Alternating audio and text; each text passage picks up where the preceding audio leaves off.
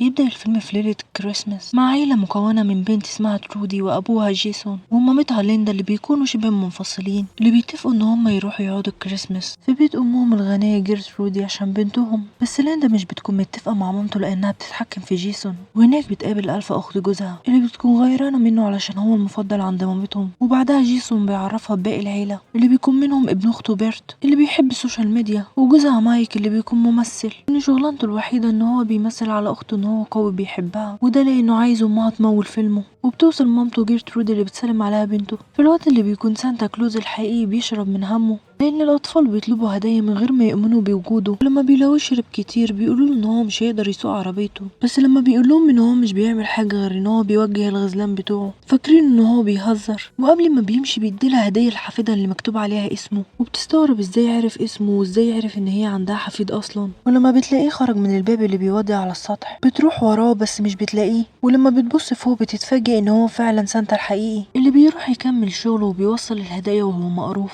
في الوقت اللي بتكون ترودي مؤمنة بوجود سانتا عشان كده بتحضر له البسكويت، بس بتكون حزينة عشان باباها ما خدهاش تشوف سانتا الموجود في المحل التجاري عشان تقول له على هديتها اللي هي عايزاها. وده بيخلي باباها ان هو يديها هدية اللي بتكون الجهاز اللاسلكي بتاعه، وبيكذب عليها وبيقولها ان هي تقدر تكلم سانتا منه وتقوله على هديتها اللي هي عايزاها، بس بيقولها ان هو مش هيقدر يرد عليها علشان هو مشغول. وبتصدقهم علشان كده لما بيمشوا بتتمنى ان هو يخليهم يرجعوا لبعض، وبيسمعوا ده بس مامتها بتكون رافضة. في الوقت اللي بيوصل سانتا لبيت ترودي وبيعجبه البسكويت اللي عملته له، وبيفرح اكتر بالكرسي الهزاز الموجود اللي بيشغله وبيغفل عليه شويه. بتكون في عصابه في بيتهم اللي كانوا جايبينهم على اساس ان هم تبع شركه عشان يزينوا وينظموا البيت قبل الكريسماس. وبيوصل رئيس العصابه وبيقتل حارس كومباوند الجده جيرترودي، وبيدخل وبيبلغ عصابته بوجوده علشان كده بيتحركوا وبيعملوا كده وبيقتلوا الحراس. في الوقت اللي جيسون بيتفق مع مراته ليندا على انه هيرجع لها ويسيبوا امه وشركتها، بس بيسمعوا صوت الرصاص وبيسمعوا سانتا وبيصحى على صوته. بس بتكون العصابة قتلوا كل الموجودين في البيت بالحرس والخدم عشان كده بيقدروا يوصلوا للعيلة وبيمسكوهم. ولما بيروح سانتا عشان يشوف ايه اللي بيحصل وبيلاقي العصابة علشان كده بيرجع بسرعة وبيحاول يطلع على عربيته، بس طاقته السحرية مش بتشتغل. وبيوصل واحد من العصابة وبيشوفه عشان كده سانتا بيقوله ان هو هنا عشان يوصل الهدايا وهيمشي على طول، بس هو بيستغرب كلامه ومش بيصدقه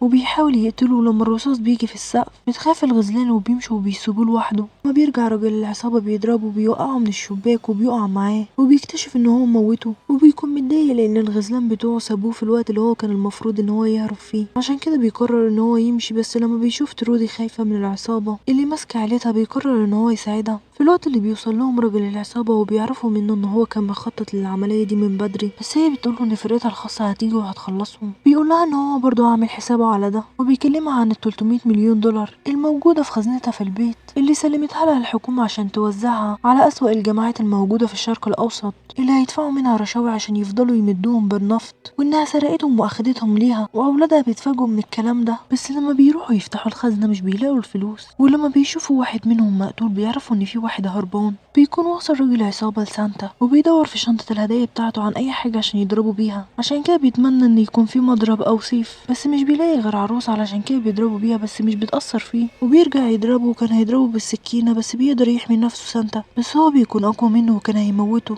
عشان كده بيضربه سانتا بالنجمة في عينه وبرضه مش بتأثر فيه علشان كده بيكهربه. في الوقت اللي بيتكلم ترودي سانتا في اللاسلكي بتاعها، ولما بيسمعها بتكون متفاجئة ان هو رد عليها وبتقوله ان هي كانت كويسة طول السنة. ولما بيشوف ده بيعرف ان كلامها صح علشان كده بتطلب منه ان هو يساعدها، وبيعرف انها نفسها البنت اللي بيحاول يساعدها. في الوقت اللي رئيس العصابة بيشوف سانتا اللي بيوصل للحارس المقتول، ولما بيكلمه بيقول لسانتا ان اسمه سكروج بما ان هو ما بيحبش الكريسماس، وبيطلب منه سانتا ان هو يسيب العيلة عشان يقدر يلاقي غزلانه ويوصل باقي الهدايا. بس بيتصدموا من كلامه ويفتكروا سكروج ان هو بيهزر، عشان كده بيسأله هو حارس امن ولا شرطي متخفي، وبيرجع يقوله ان هو سانتا كلوز الحقيقي. وده بيخلي سكروج يقوله ان دي بقت مهمة الكريسماس بتاعته ان هو يلاقيه ويقتله، عشان كده بيتضايق سانتا وبيقوله ان هو في طريقه ليه، بس بيكتشف ان هو مصاب وبيروح يعالج جرحه. في الوقت اللي بيروح راجل العصابة للجدة وبيسألها عن الحارس اللي هي مشغلاه اللي لابس سانتا، بس هي بتقول ان هي ما تعرفش اي حاجة عنه، عشان كده بيأذي جيسون. وده بيخلي ترود ان هي تعترف لهم وبتقوله ان هي اللي طلبت من سانتا ان هو يساعدهم، بس اهلها مش بيصدقوها لانهم مش بيؤمنوا بوجوده. عشان كده بيقول لها باباها ان هو مش حقيقي وانه اداها الجهاز اللاسلكي وقال لها ان هي تقدر تكلم سانتا علشان هي كانت حزينة، عشان كده بتتضايق وبتهرب وبيروح وراها من العصابة عشان يمسكوها. لما بتستخبى بترجع تكلم سانتا وبتسأله ان هو حقيقي ولا لا، وده بيخليه يفكرها بالهدايا اللي كانت بتطلبها منه وبيجيبها لها وبيسيبها لها، عشان كده بتصدقه. وده بيخليها تطلب منه ان هو يرجع باباها ومامتها لبعض تاني، بس هو بيقولها لو كان يقدر يعمل كده كان يتمنى هو كمان ان كلوزا ترجع له. وبعد كده بيحكي لها عن حياته قبل ما يبقى سانتا، وهو ان هو كان محارب شرير بيغزو وبيقتل وبينهب مع مطرقته ساحقة الجماجم، واللي ساعتها كان اسمه نيك موند. بس ترودي بتدعمه وبتقوله ان هو مش شرير وان هو ساعدها وانه ممكن يستخدم مهاراته السحرية اللي هي بتؤمن بيها عشان يساعدها ويخلصهم من العصابة، وبتطلب منه ان هو كمان يؤمن بقدراته دي، وده بيديله تحفيز. علشان كده بيرجع للبيت وبيساعدها، بس بيكتشفوا مكانه وبيقدروا يمسكوه وبيحاولوا يعرفوا هو مين. عشان كده بيرجع يقول لهم ان هو سانتا الحقيقي، وعشان يصدقوه بيرجع يقول لهم على الحاجات اللي كانوا بيعملوها وهم صغيرين، بس برضه مش بيصدقوه. وبيحرق سكرودي شنطة الهدايا بتاعته اللي بيتضايق عليها، وبعدها بيحكي له عن سبب كرهه للكريسماس اللي بيقول ان هو بسببه اتدمرت حياته لانه عيلته كانت فقيرة، وده خلاه يروح بيت جيرانهم عشان يسرقهم لان كان عندهم كل حاجة للكريسماس وهو لا. بس بيصحى جد العيلة اللي بيخاف منه وبيقع من على السلم وبيموت وبيتهموا ان هو اللي قتله، عشان كده اتدمرت حياته. في الوقت اللي بتحاول تساعده ترودي بس بيقدروا يكتشفوها،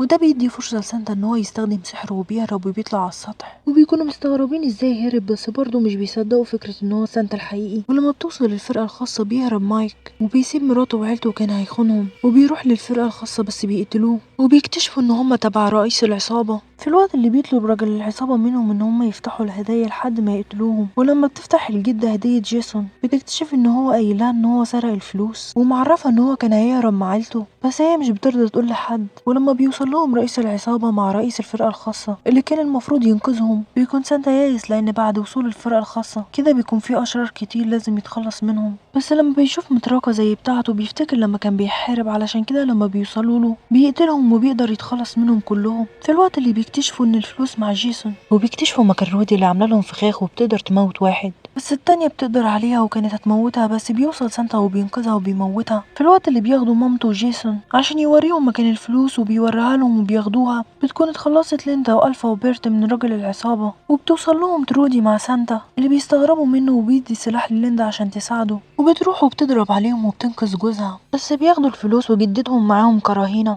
وبيحاولوا يهربوا، بس سانتا بيروح وراهم وبتقدر تتحرر الجدة منهم. بس سانتا بيلحق سكروج اللي بيضربه بالسكينة وكان هيموته، بس سانتا بيستخدم سحره وبيعدي بيه من خلال المدخنة، عشان كده مش بتفضل في حاجة سليمة. في الوقت اللي بيجي راجل من العصابة وبيضرب على سانتا بالرصاص وكان هيموته، بس بتيجي الجدة وبتنقذه وبتموته. في الوقت اللي بترجع ليندا لجيسون وبتشوفهم ترودي وبتكون فرحانة، وبعدها بيتحركوا ولما بيوصلوا لهم وبيعرفوا ان سانتا بيحتضر بيحاولوا يساعدوه وبيدفوه، بس بيموت. علشان كده لما بيقولوا كلهم ان هما بيؤمنوا بوجوده بيرجع تاني للحياة وبترجع له روح الكريسماس، وبتوصل عربيته بالغزلان. ولما بيروح يشوفها بيلاقي شنطة هدايا ورسالة من كلوزا اللي بعتها له مع المطرقة بتاعته، عشان كده بيكون فرحان وبيودع ترودي اللي قدرت ترجع له روح الكريسماس، وبيسيبهم علشان يروح يوصل باقي الهدايا. وبكده يكون انتهى الفيلم. ما تنسوش تشتركوا في القناة وتفعلوا زر الجرس عشان يوصلكوا كل جديد.